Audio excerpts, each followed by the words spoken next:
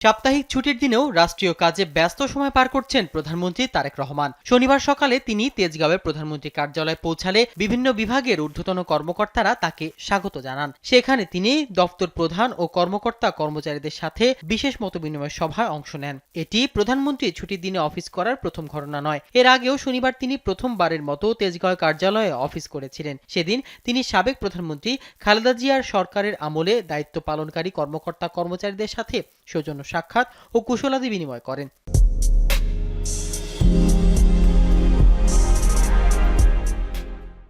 এদিকে বাংলাদেশ চীন মৈত্রী সম্মেলন কেন্দ্রে জামায়াতে ইসলামের ইফতার মাহফিলে প্রধানমন্ত্রী তারেক রহমানের যোগ দেওয়ার কথা রয়েছে। জামায়াতের আমির সেক্রেটারি জেনারেল মিয়া গোলাম পরোয়ার জানিয়েছেন যে প্রধানমন্ত্রী এই ইফতার মাহফিলে উপস্থিত থাকার বিষয়ে ইতিবাচক আগ্রহ প্রকাশ করেছেন। রাষ্ট্রীয় ব্যস্ততার পাশাপাশি এই রাজনৈতিক কর্মসূচিতে তার অংশগ্রহণ বিশেষ গুরুত্ব বহন করছে।